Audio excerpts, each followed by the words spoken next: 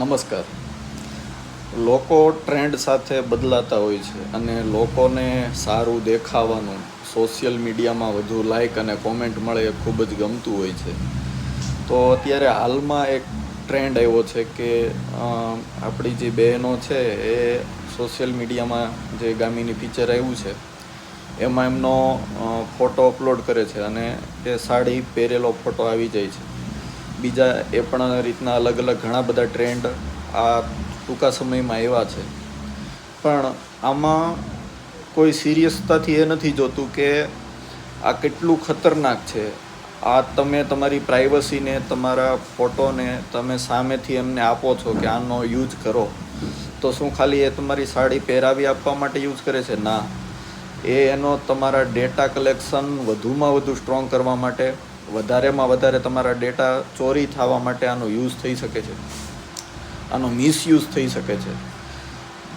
જે રીતે સાડી પહેરેલો ફોટો બની શકે છે તો એ રીતે વગર સાડીનો પણ ફોટો બની શકે છે.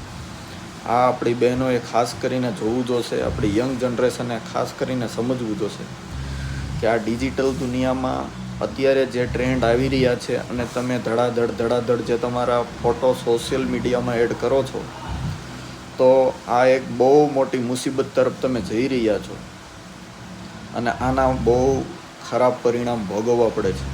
તો સોશિયલ મીડિયાનો તમે જેટલો બની શકે એટલો ઓછામાં ઓછો ઉપયોગ કરો અને કોઈ પણ જાતનું જોયા જાણ્યા વગર ગામ જે કરે છે એને જોઈને તમે પણ તમારા ફોટો અપલોડ કરવાનું રહેવા દો. તો એમાં તમારું, તમારા પરિવારનું વધારે ફાયદો થશે.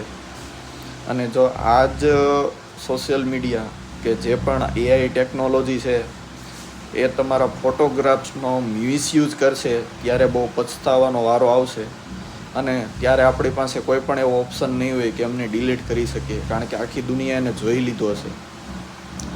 તો મારી બહેનોને, આ યંગ જનરેશનને અને સોશિયલ મીડિયા યુઝ કરતા દરેક વ્યક્તિને મારી નમ્ર વિનંતી છે કે સોશિયલ મીડિયામાં તમારી સિક્યુરિટીને પ્રાધાન્ય આપો, તમારી સિક્યુરિટીને સમજો. કેમ કે આ ટ્રેન્ડ જે પણ આવે છે તેમાં તમારો કશો ફાયદો નથી. માત્ર ને માત્ર AI કંપની અને IT કંપનીઓનો બેનિફિટ છે અને એમને ચોરી કરવાનો, તમારા ડેટા મેળવવાનો, તમારી ઇમેજ મેળવવાનો એક આ ખતરનાક તરીકો છે. તો આનાથી તમે બચો.